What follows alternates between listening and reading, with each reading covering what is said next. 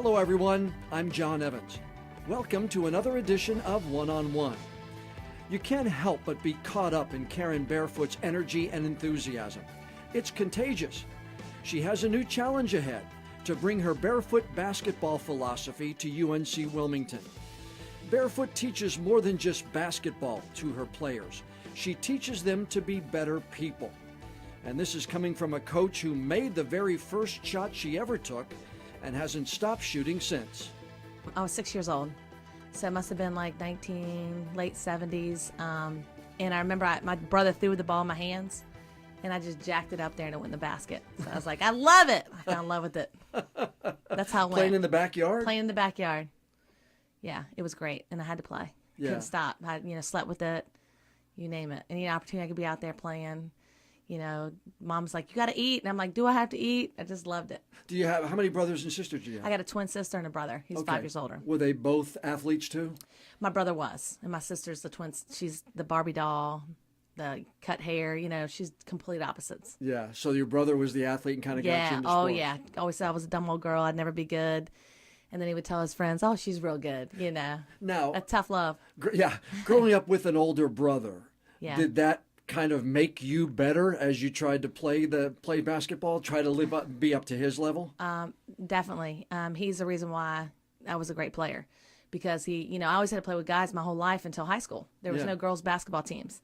And so he had me up there blocking my shot, telling me I couldn't do this, couldn't do that, And then it just one day I started kicking his butt. There you go. And I'm like, it's over now. So, I learned how to get that outside shot. I learned how to be smarter. Yeah. And then I became a good player. So so actually he raised your level of game. Oh, without a doubt. Yeah. Yeah, he pushed me. And then you went to college. You played in high school, and you were a decorated high school athlete, correct? Sure, yeah. Where did you go to high school? Minchville High School, Newport News, Virginia. Yeah.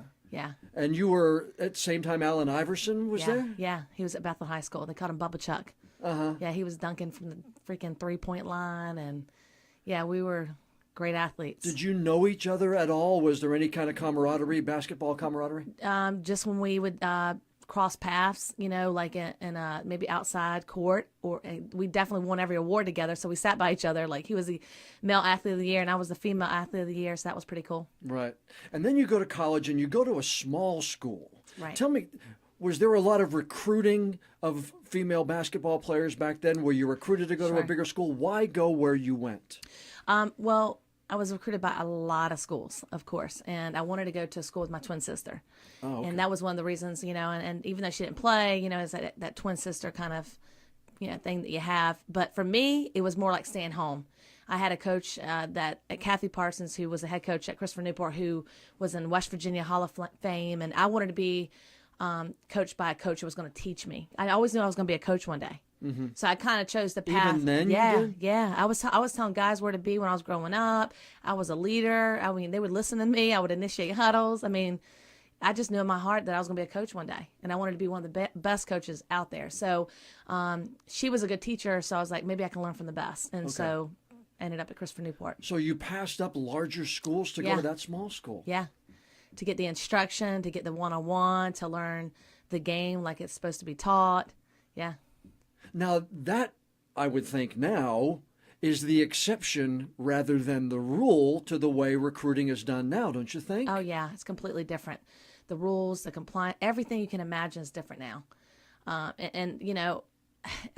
Give Coach Parson credit. I mean, she came after me hard. There were so many things where, she went to every single game. Now you're limited to how many times you can go see a student athlete. Yeah. So there's so many more restrictions now where, back then she went to all my games, and so it didn't matter. So there's so many things that you can do, you can't do now that, they hold you, like phone calls. So there's a lot of restrictions now that you have to stay between, the lines. So if you were being recruited at this time, it would be probably a different ending to the story? It could be. Yeah. Definitely. Definitely. I didn't know a lot back then. Right. Even though I still look a lot young, Right, know. sure. But it's one of those things where you just didn't know. And I kind of went with somebody who was passionate and who really wanted me, and took the time to really tell me that. Yeah. So then you go there, and all of a sudden, boom, first year, Sweet 16. Yeah. Yeah. That had to be just like, it can't get much better than this. Yeah. It was an amazing experience. I mean, we pretty much sold out at Christopher Newport. I mean, you couldn't get a seat. I mean, it was one of those things where, I turned that little small school to something big.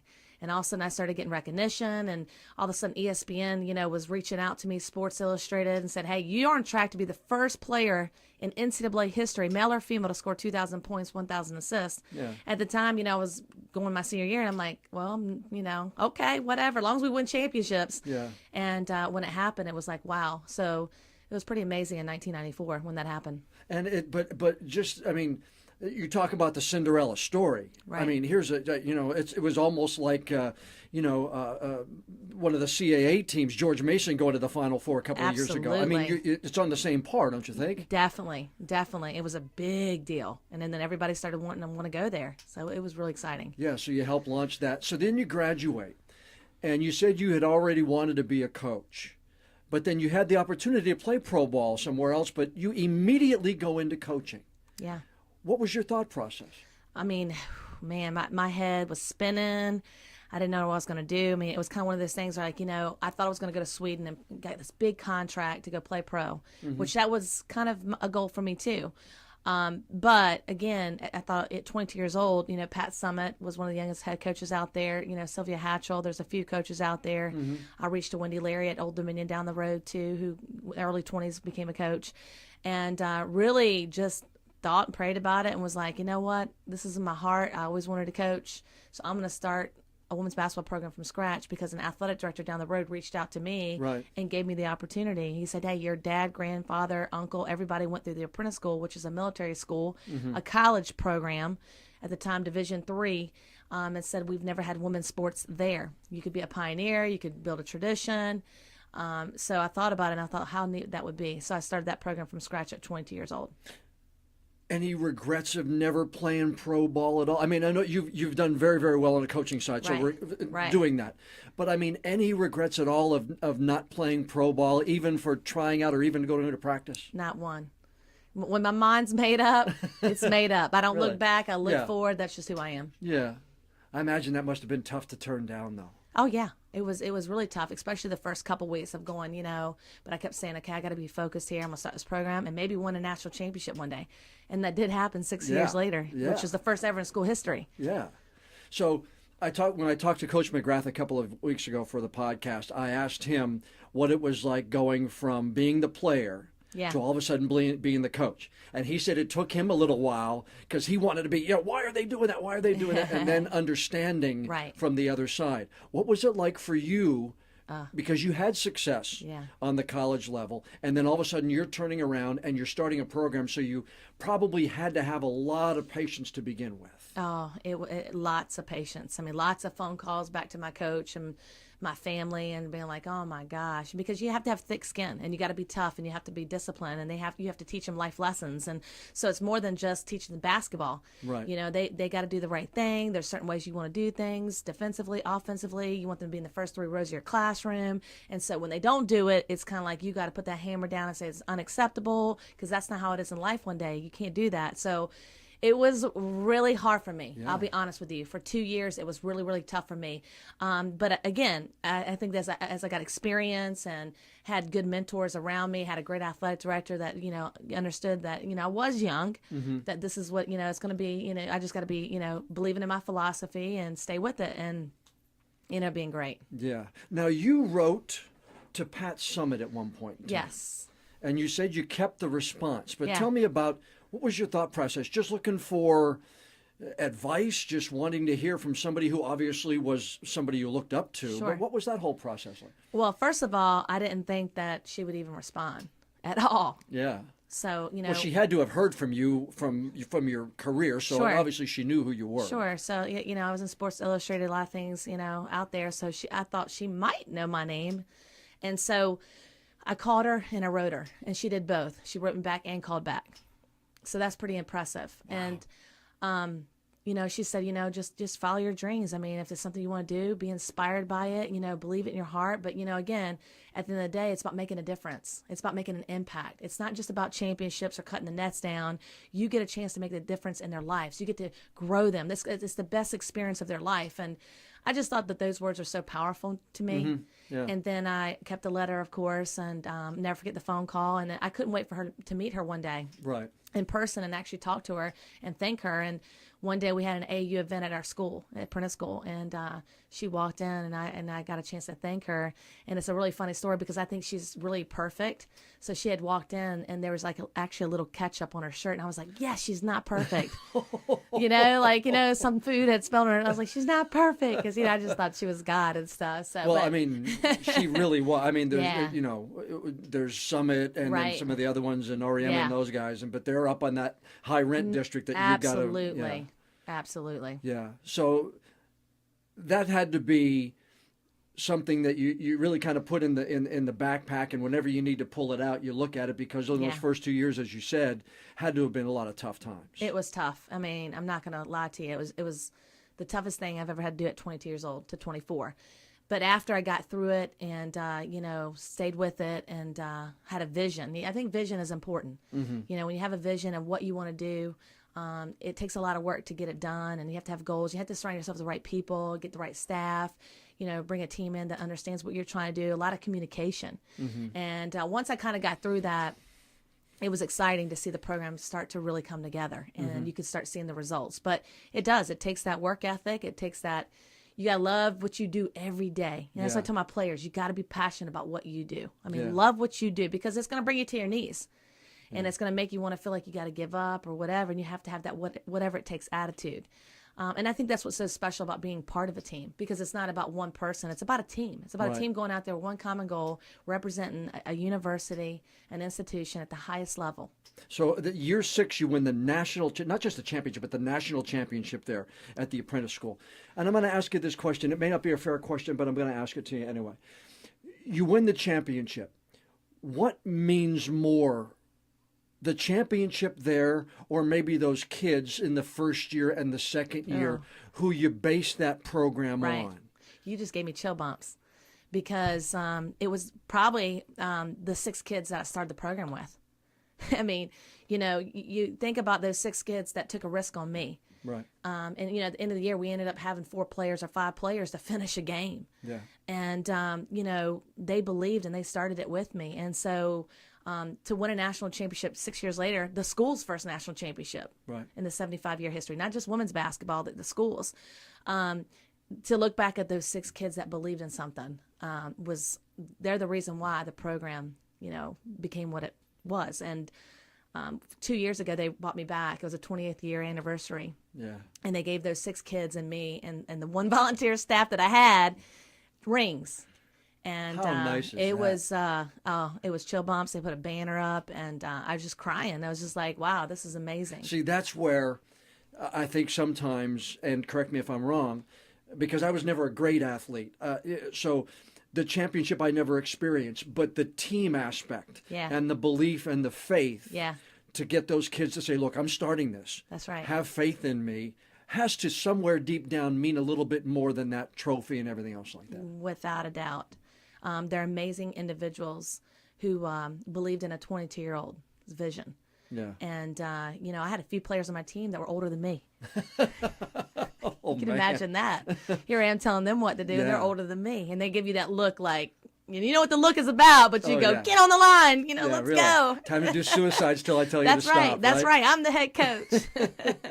Lenore Ryan, what was that stop like? Incredible. They've never won there before. Right. And so to be able to get an opportunity, and a lot of the jobs that I went after, or actually the jobs went after me. Mm-hmm. I always just love what I did, and all of a sudden people give you a phone call, you interested in this position? I was like, all right, let me look at it, that kind of thing. So I had a few people, Joe Smith from Lenore Ryan, a few people reach out to me and ask me if I'd be interested in this position. And they never won before. So I had to go in again to kind of felt like building a program, but they had players there this time. And put the vision in and understand that, we got a lot of work to do, but we can do it. We got to be a team. We got to be passionate. We got to work hard. And before you knew it, with 3 years, we won the first ever championship. Just recently, Mike Grady, one of my players, got in the Hall of Fame. I mean, it's just really neat to look back and see all the things that had happened. More of that kind of thing. Yeah. But you've been blessed with. They were determined. They bought into the passion and what it takes. And saying goodbye, though, to the apprentice school, how difficult was that? Because obviously you're taking on another challenge. Yeah. But saying goodbye to the apprentice school, I imagine had to be difficult for you. The hardest thing for me was I never left the area. So you can imagine, I went to school at Christopher Newport down the road from where I lived, my family, built the program at the apprentice school. So I've been at, Newport News pretty much my whole life. Yeah. And then all of a sudden, God's next plan for me is heading to North Carolina. Here I go, Hickory, North Carolina. Let's go. And, that was tough on me because I felt like, wow, this is the first time I've ever got out of my state and try to do something different. But I fell in love again with the people. They were hungry for a championship. Hungry. I mean, I remember like walking in the school and I was like, hey, how are you? And they were like, no, how you? And they just, they got that little accent. And I'm just like, I'm just this Virginia girl. And I'm just like, everybody's so compassionate and nice. And man, it was exciting to be able to get there and do some great things with the special people. But then you go to, after Lenore Ryan, then you go to what at one point was the highest point in women's college basketball. Yeah. I mean, you're talking Lieberman, you're talking Donovan, you're talking ODU. Right. When I was younger, was it. That's right. And you go to be an assistant coach. Why go there? Was it just to get the taste of Division I? Well, that and, Nancy is somebody I always looked up to. I wore number 10 because of Nancy Lieberman. Yeah. Because I saw her play growing up in Norfolk, and I had a good relationship with Wendy Leary and wanted to come back and help her, assist some more championships, but get them, further in the NCAAs. And that was my goal. And so the last 2008, we went to the Sweet 16 and had the second most wins in school history. It was an amazing season to go back home and do that with them. And I learned a lot.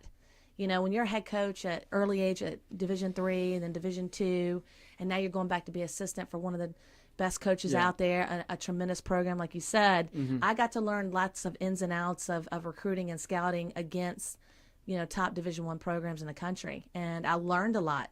I learned to take the back seat and have to be an assistant and do a lot of different things. And it really helped me understand for my next journey when I got to Elon. Right. And then you go to Elon, and again, year 3, you win 20 games, you go to the women's basketball, and you get your first Division I head coaching job at that point in time, coming after that, and you go back to ODU as a head coach. Yeah, it was exciting. So to be able to go back to Elon and build their program and get their first postseason play in the WBI, and then have an opportunity to go back to Old Dominion and work on some things and get that program back. And it was exciting. I mean, it was really neat to go back home too. So, I mean, I've been blessed, and that orange ball has been great to me.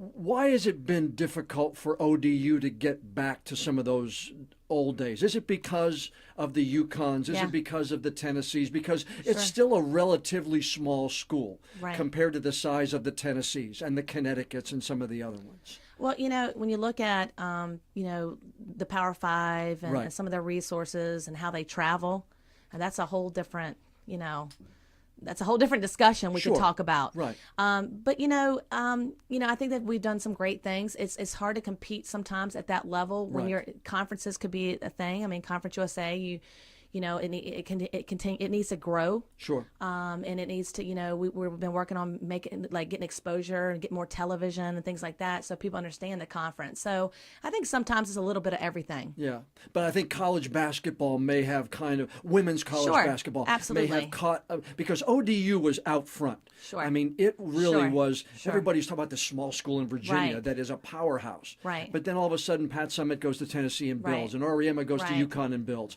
and so you get some of the larger schools with the resources you talk about, and then all of a sudden ODU just really, in some ways, has difficulty competing. Yeah, it is. And then you got, you get a football program, so a lot of things like that change and stuff like that. But again, I think that it's been good. It's just it'll turn a corner and get back to the top. I really believe that. I think they're doing some great things to try to get there. I mean, it's just a point where when your football goes FBS and you got to work around some things, you got to get through some kinks of television and getting more exposure and things like that. But their facilities, I mean, just recently they got a new practice facility and things like that. So that's going to help. Yeah.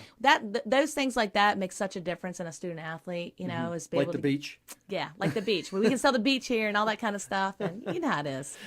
You went there. You did some really good things. You instituted a game for cancer. You instituted an afternoon game. You brought your camps and everything else. But Sarah Jones, I've read some of the things on how much Sarah Yeah. Jones meant to you, but I wanted to ask you about it because I haven't looked you in the eye to see how much it is, but reading Sure. some of the quotes and some of the stories, it must have been just an unbelievable journey with her and then a loss for you personally. Yeah, I think that for me, I go into it with the community and fans is that we're one. So it's not just, me and my team. Right. I kind of embrace that. That's my love is people you do it with. I'm all about relationships and people. And she was someone special that was a really good community person there, that loved basketball. She was a great friend of mine and just had struggled for years when she had breast cancer at 28 years old, and we're the same age. So her, becoming part of my staff when I got to Old Dominion was, incredible experience, not just for maybe her because she got a chance to feel like she had purpose and be on that sideline, but for us because we learned a lot about her and the battle, and that she never complained, that she was always positive, that she did have that whatever it takes attitude, and just kept beating cancer over and over. Even when she had terminal cancer, it felt like she kept beating it over and over again because she never gave up, and she showed so much courage. And I think that spread to my team. So very emotional when she eventually passed away, but again, her legacy continues to carry on, and I keep her legacy going because that was a part of my life when I was trying to build Old Dominion back, that she came in and she showed our team a lot of courage and what it took. Is that another one of those things? And again, when you quantify success, some people quantify success of wins and championships, but to expose 18 to 22-year-old ladies Right. to somebody who is a champion like Sarah was, and to life lessons like that, they may have never been exposed to something like that in the past. Right. So they were ultimately better, you would think, for having known this person. So in other words, that was a success for them being there and being near her. Do you look at it that way? I do. I definitely do. I think at the end, when the happiest day of my life is see my players graduate and go out there and I feel like I've given them tools to be successful, and they're ready to go give their gift back.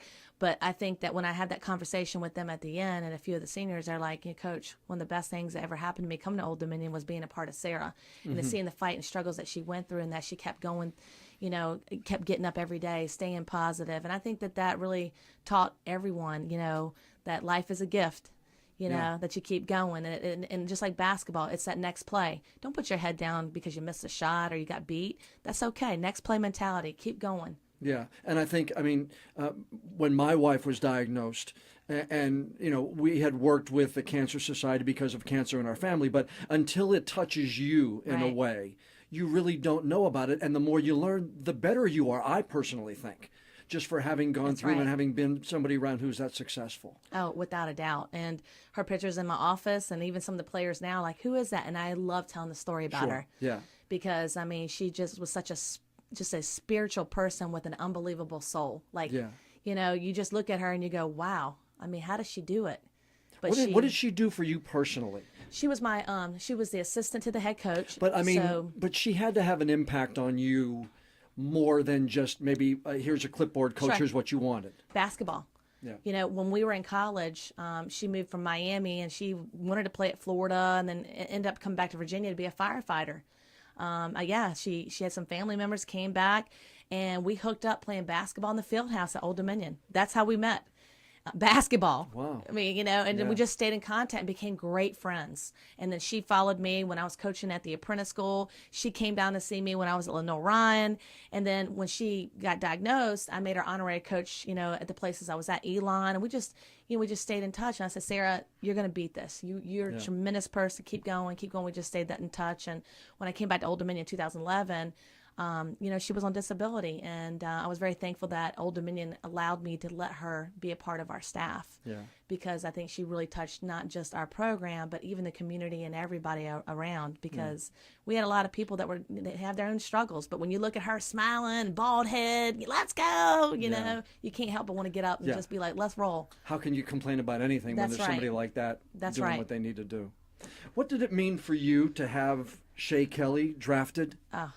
And I'll tell you to have a player that you coached then go on to achieve their dream of playing professional basketball, what does that do for a coach? Well, it's about their dreams because, as a coach, you just want to help them achieve their dreams. And, Shea Kelly and Jenny Sims both wanted to play in the WNBA. They wanted to win championships first, but that was their goal. So to be able to see them do what they love to do and me help them or assist them in any part of that makes me happy. Yeah, but it had to be, okay, you had to take a little bit of, I would think, and, again, if I'm wrong, what you did was successful in helping them be better. So there's got to be at least a little bit of pride in your own mind. Yeah, again, I'm kind of selfless. I never think about myself. I was that point guard that always gave the assist. Okay. Well, yeah, I know. 2,000 of them, yeah.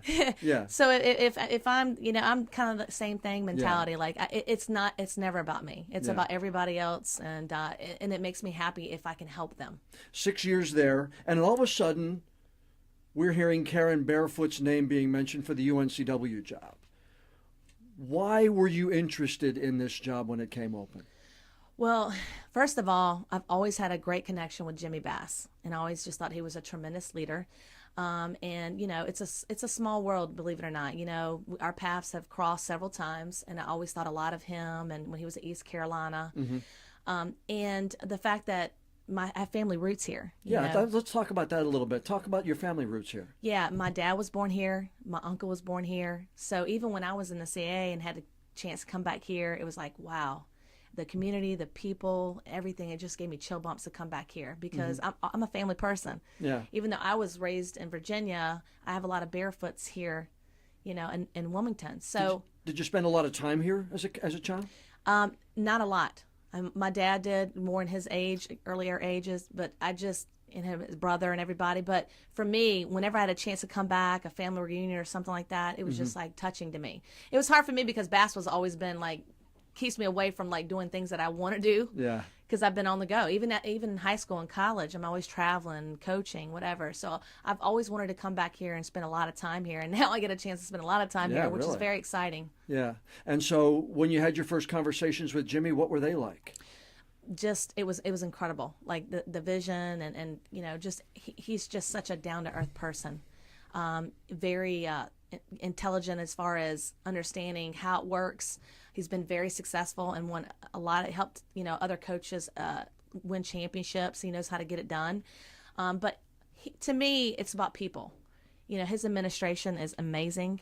I think the coaches here are incredible. When I came here on my interview, I just, fell in love with everybody. Everybody's so giving and caring and compassionate and even the community, there was community on leaders on campus, like people just randomly showing up down the, I'm like, who is that? And they're like, oh, so-and-so's coming to practice. So-and-so's watching.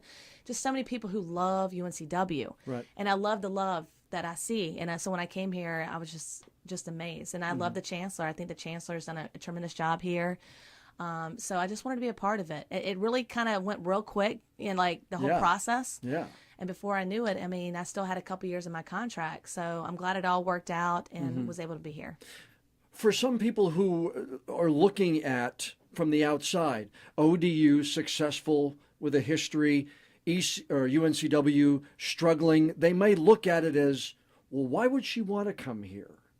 But all of those extra things added up to enough to bring you here? Yeah, I think that this is my fifth head job, and I've kind of been the lady of first. Like, I always like to build programs, start programs, resurrect programs, just help, build it to the top. And that's what I've done everywhere I've been. Like, I was going to say, you should have a construction permit in your briefcase for as much rebuilding as you've done.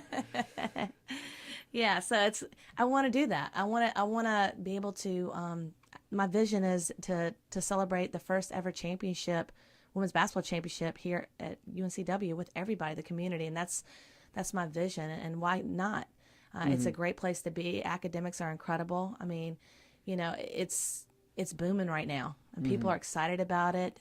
And I wanted to be a part of that. And it's going to take a lot of work. I get it, you know. And I brought a great staff in. I've got people understanding how we're going to play. It's going to be a different system. Recruiting will be big. There's a lot of things that we got to do.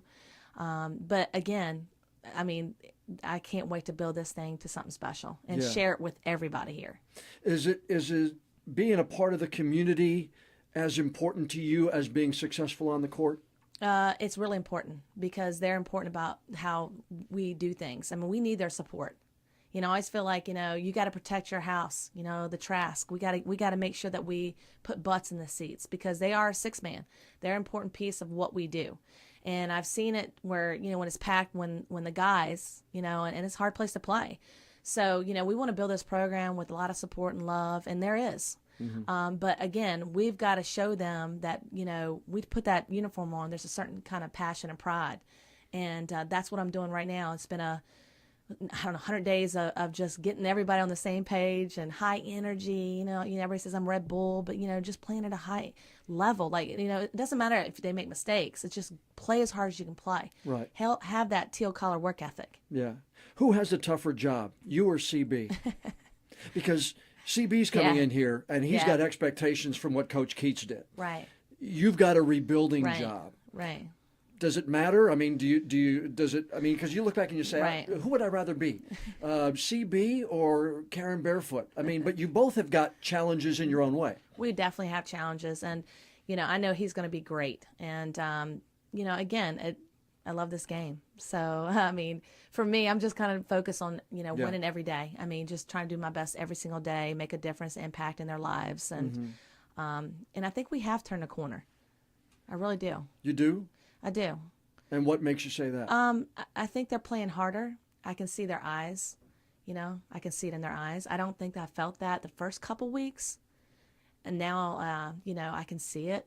And I can see that they see, you know, that things could happen. And we are a different style than what they're used to playing. Right. So that's an adjustment. But I can tell that there's 5 seniors want to experience a winning season. They hadn't had a winning season since 2011. Right. What makes a good recruiter? Are you a good recruiter? I would say probably that's definitely a strength of mine because I believe that it's about relationships and you got to get to know the student athlete first. Can they play for you? Do they have a certain passion? We always say we only lead the nation in high fives and floor burns. That's 2 things that don't show up in the stat sheet. But do they have it in them to play at that high level? Because I'm intense. Like, I'm like, get after it, let's go, get it, you know. That's how I am. I'm high strung all the time, pretty much. Yeah. And so I've got to know who they are. You know, I need to know if they're going to be that person that's going to come in here and be willing to just give everything and, you know, 100% of the time. Can you pick out somebody like that fairly quickly? Yeah. By the way they play on the floor? Sure. And you know what? And I'm always watching that player on the floor, off the floor. Are they cheering for their teammates? Okay. Win or lose, are they, you know, communicating? I mean, you can see a lot about a player, their leadership and everything by, you know, how their body language is. And you can, you know, say, yeah, that's great, or mark that person off the list. I don't care how many points they score. Are they going to be a good teammate? Are they going to high five their teammate, good or bad? Like, who are they? Yeah. And then I think it's important to also get to know their parents, you know, and because I think it's a relationship that you build with them.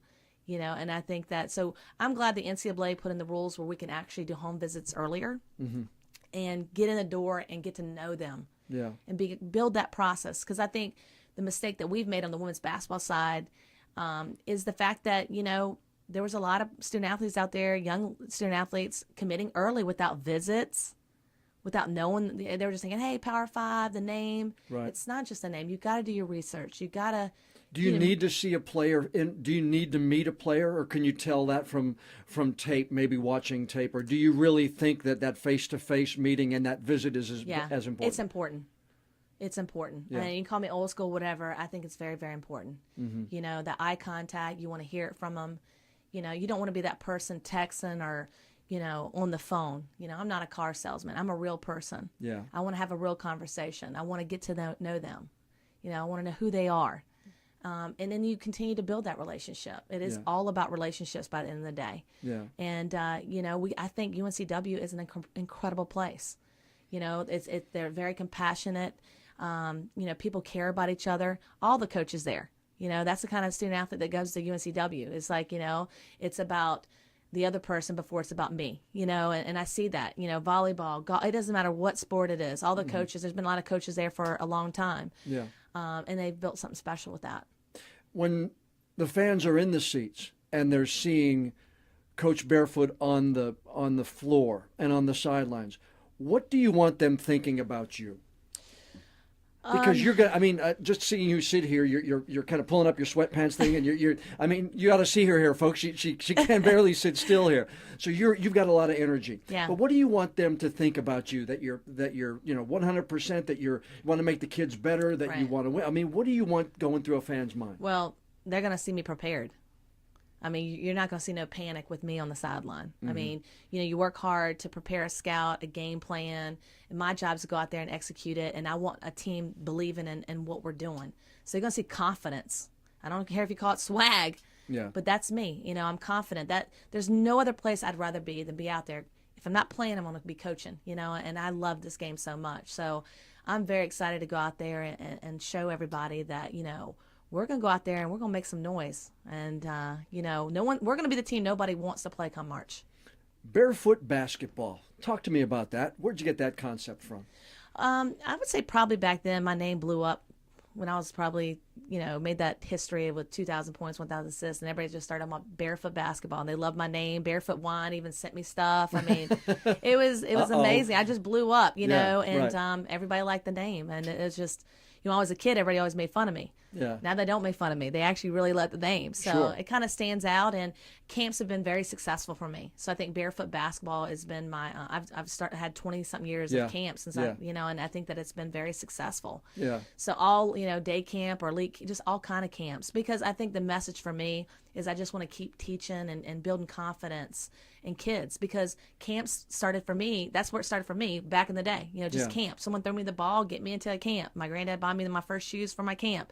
So I think through Barefoot Basketball, I just always try to, I just like to teach and reach and just build confidence, because not everybody's going to play basketball. Yeah, that was my next question is, do you play that to teach them basketball or to Right. teach them life skills? Life skills. Definitely life skills. And if you look at, my logo, it says love. If you see love, it says love, Barefoot Basketball. Mm-hmm. But each letter says it all. I mean, I want them learning every day. I want them overcoming adversity, visualizing, and expect nothing, give everything. So each letter in the word love spells my philosophy. And we talk about it in camp. We talk about it in our program. But again, it starts with them. I want them to love themselves enough, because sometimes they're too much on their phones.